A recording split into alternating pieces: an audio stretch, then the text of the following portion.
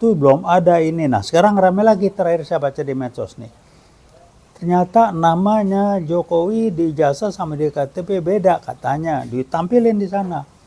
Namanya di sana, namanya Jokowi itu Herbertus Joko Widodo dalam kurung Oi Englyong apa nggak tahu lah gue ya. Itu beda dengan, waduh ini tambah ribet.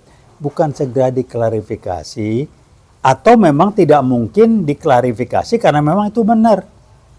Jadi kalau memang itu tidak palsu ya sebentar selesai. Tapi kalau palsu ya mesti mau apa lagi gitu.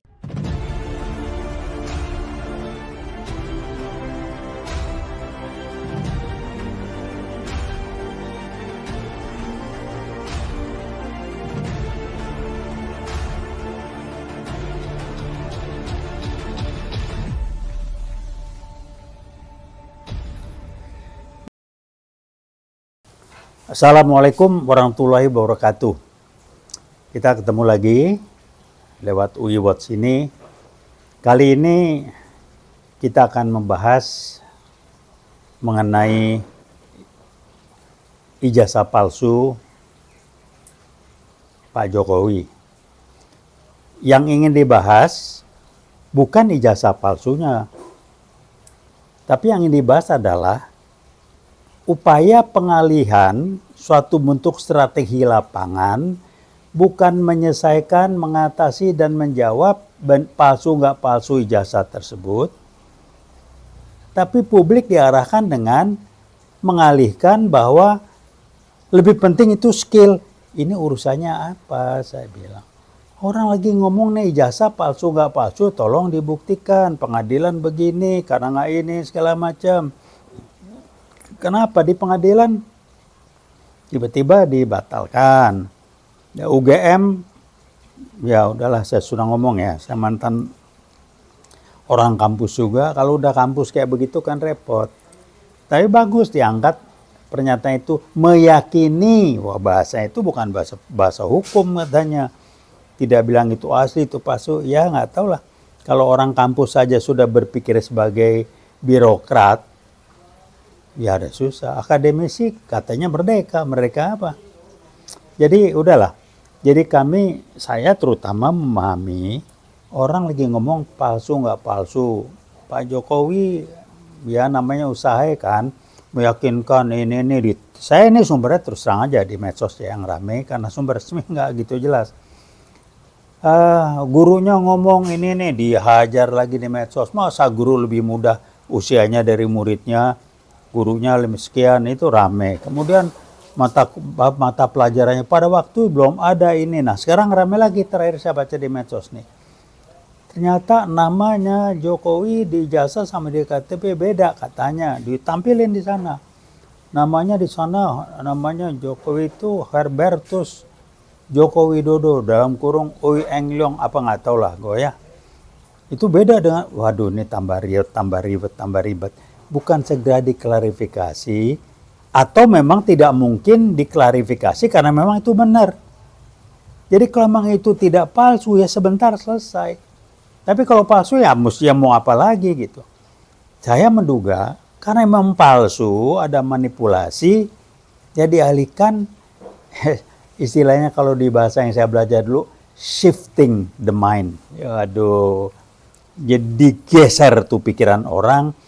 Dari bicara ijazah palsu atau tidak palsu, dengan segala macam upaya saksi ini yang jadi jenaka dan lucu-lucu, dialihkan, shifting, bikin create isu baru, bicara masalah skill lebih penting dari ijazah. Waduh, udahlah jangan ngomong gituan lah ya, saya kebetulan belajar gituan. Ngomong skill, ngomong ini, itu masing-masing ada urusannya yang namanya explicit knowledge. Ijazah itu kaitannya dengan explicit knowledge, pemahamannya sampai ke sana. Kalau di luar itu namanya tacit knowledge. Udah jangan dibahas lah, nanti itu terlalu dalam dan bukan urusannya. Kita bicara ini. Saya ingin mengingatkan ke publik bahwa jangan kita terbawa arus bahwa ini palsu atau nggak palsu.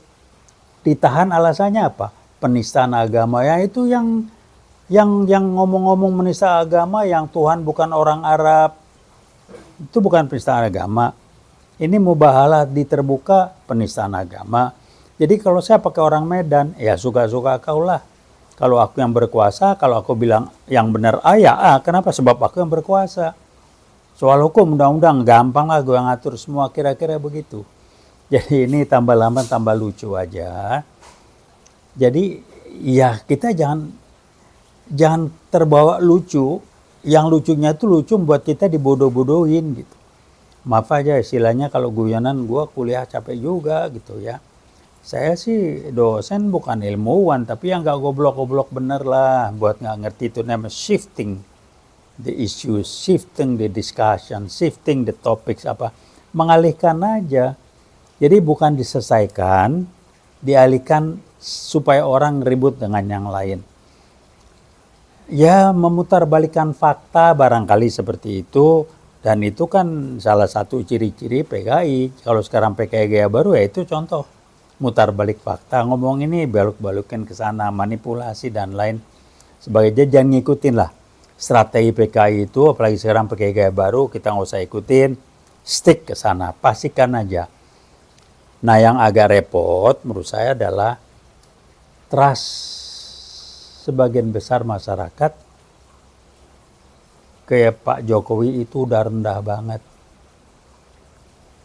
Padahal trust, temennya itu respect, itu suatu proses yang tidak muncul, tidak terbangun tiba-tiba. Kalau sudah terbentuk, itu sudah tidak bicara fakta lagi, sudah bicara rasa itu. Kalau sudah bicara trust dan respect, percaya dan rasa hormat, hormat itu sudah jadi dirasa lewat suatu proses, peristiwa, kejadian segala macam, selesai. Gimana orang akan trust? Bohong terus Pak Jokowi. Buat Pak Jokowi mah nggak apa-apa kali ya. Karena saya pernah dengar video atau di mana kalau suara politik bohong tuh kampanye apa gitu boleh apa segala macam, nggak tahu lah. Ya buat kita kan apa ya, kalau orang Jawa bilang sabdo pandito ratu apa gitu. Kalau buku cerita silat bilang ucapan seorang pendekar tidak bisa dikejar oleh berapa ekor kuda sekalipun gitulah ya. Jadi kalau terserah.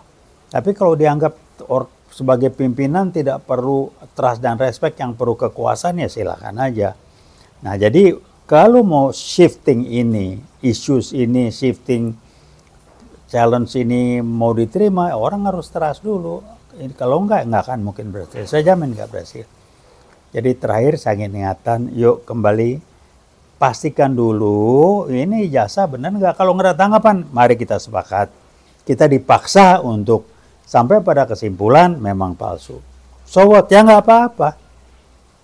Ya memang jasanya palsu. Tinggal urusan DPR MPR, kalau diem aja ya silakan aja. Kan ada hitung-hitungannya nanti. Kan bukan buat hari ini aja. Hari mendatang nanti kan DPR tanggung jawab. Komisi berapa sebagai ujung tombaknya silakan aja. Karena banyak segala macam. Tapi satu hal adalah inilah salah satu bentuk bagaimana strategi PKI gaya baru bermain. Dia bersembunyi di balik ini segala macam, padahal dia ngatur bikin adu domba, pecah belah segala macam. Jadi kembali saya ingatkan, ijazah palsu tidak ada urusan dengan skill dalam bekerja. Enggak ada urusan. Ini masalah pembuktian palsu atau tidak palsu, skill dalam bekerja itu urusan saya praktisi. Ya, saya praktisi, saya bukan ilmuwan, tahu betul saya.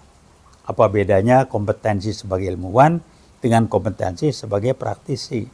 Yang satu, ilmuwan itu dituntut kuat dalam explicit knowledge, sedangkan praktisi dituntut kuat dalam tacit knowledge namanya, ilmu prakteknya itu.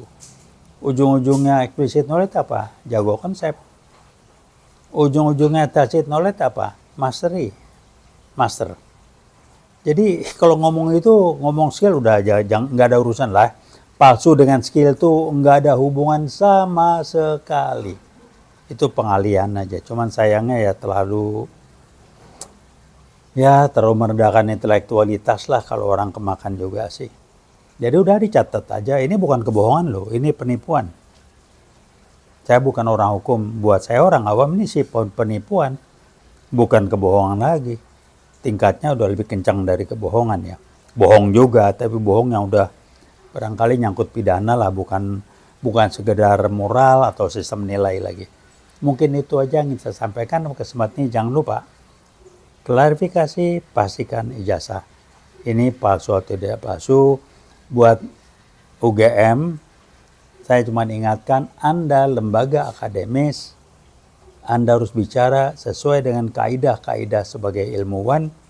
Anda bukan birokrat, Anda bukan politisi.